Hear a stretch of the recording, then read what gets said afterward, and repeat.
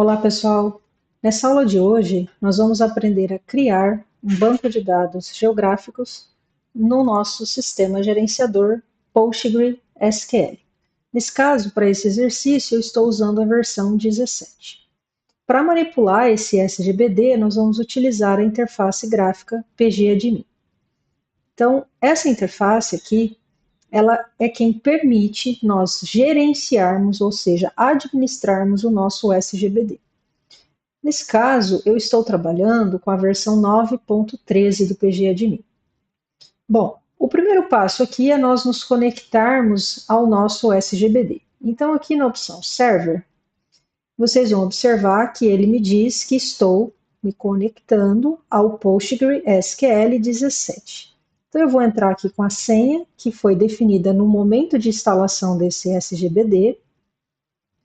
E ele me lista aqui os bancos de dados que já existem nesse servidor, tá? Então, no caso de vocês, se for a primeira vez que vocês estiverem entrando aqui, vocês vão observar que só vai haver um banco de dados, que é o que vem no default, né, da instalação. Bom, para criar esse banco de dados, eu vou aqui em Database, com o botão direito do mouse, a opção Create Database.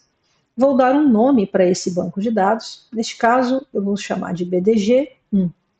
Lembrando que o nome desse banco não pode conter letra maiúscula, nenhum tipo de caractere especial, como acento, espaço, ok? Então, aqui em Save, o meu SGBD vai configurar toda a estrutura desse banco de dados. Neste momento aqui, vocês têm a criação de um banco de dados dentro do seu SGBD PostgreSQL 17.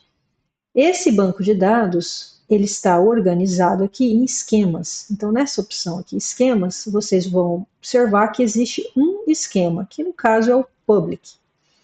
Nesse esquema public é onde existem as minhas tabelas. Como esse é um banco que ainda está vazio, quando eu clico aqui na opção de tabelas, não existe nada, ou seja, é um banco de dados que não tem nenhuma tabela criada. Bom, esse é o processo de criar um banco de dados.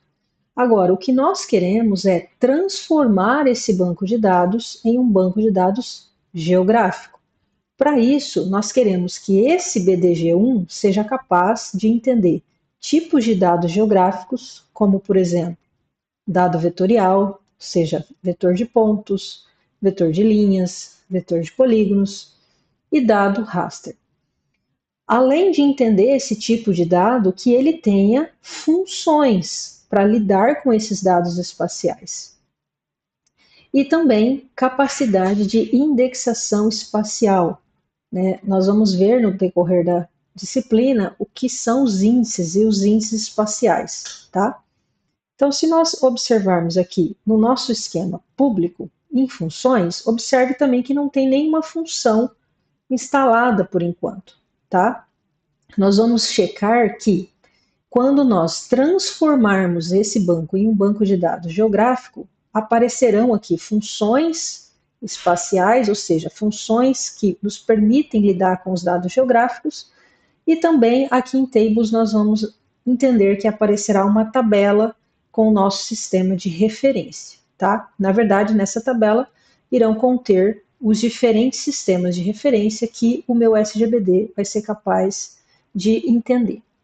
Bom, então como que nós fazemos esse processo de transformação desse banco em um banco de dados geográfico? O processo é muito simples. Aqui em extensões, nós vamos criar uma extensão e essa extensão é a PostGIS. Então, eu posso aqui nessa lista procurar pela opção PostGIS. Então, o PostGIS, ele é uma extensão para o meu sistema gerenciador de banco de dados PostgreSQL, que dá a esse banco a capacidade de trabalhar com dados geográficos. Então, eu vou selecionar essa extensão e pedir para salvar. Então, ele está instalando essa extensão no meu banco de dados. Observem que eu estou fazendo isso somente nesse banco de dados BDG1, tá? Então, todas as vezes que você precisar instalar essa extensão, você tem que definir o banco de dados que lhe interessa. Se você for trabalhar com dados raster, ou seja, com imagens de satélite, de drone, você então vai precisar também de uma outra extensão chamada PostGIS Raster, tá? Então, essa é uma outra extensão que geralmente nós instalamos junto aqui, tá bom? O que aconteceu aqui nesse banco de dados? Basicamente, esse BDG1 passou a ter 3 novas funcionalidades. Primeiro, ele passou a ser capaz de entender o que é uma coordenada, de um ponto, de uma linha, de um polígono. Ele passou a ser capaz não só de entender essas coordenadas, mas de entender um dado raster, tá? Segundo ponto, ele passou a ter funções espaciais, então o que eu disse a vocês aqui, ó, se eu vier agora em funções e pedir para atualizar, observe que agora eu já tenho 1.233 funções adicionadas nesse banco de dados, tá? Algumas dessas funções estão relacionadas àquela extensão PostGIS raster, outras relacionadas à extensão PostGIS, tá? Então, aqui, se você observar, algumas dessas funções começam com o ST, que significa Spatial Type, ou tipo espacial.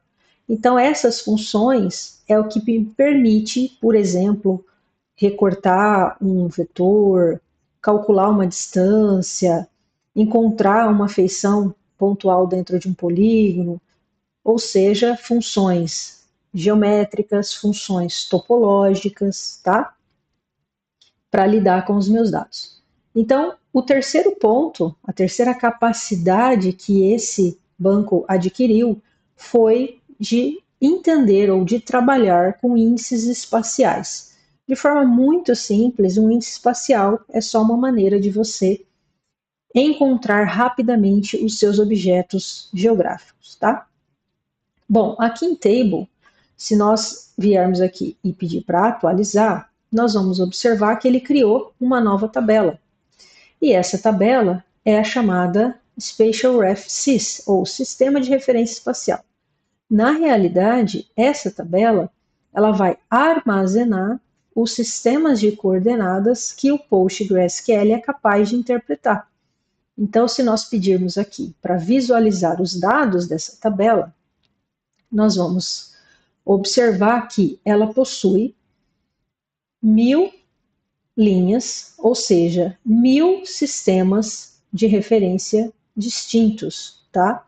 Cada um desses sistemas, ele é identificado por um código, tá? Então, aqui, por exemplo, nós temos o código 31982, que é o Sirgas 2000, o TM 22 Sul, tá? Então, aqui nós temos as especificações dos sistemas. Tá? É claro que nós podemos adicionar um sistema de referência a essa tabela, como nós vamos ver em aulas posteriores, tá bom? Mas, por enquanto, o que nos é importante aqui é observar que essa tabela, ela tem ali um conjunto de colunas, né? Então aqui é um SRID, um author name.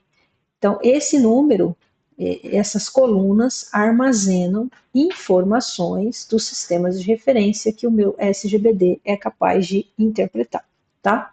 Então, com isso, vocês têm aqui um banco de dados geográfico. Esse é o processo, ok? Então, até uma próxima aula.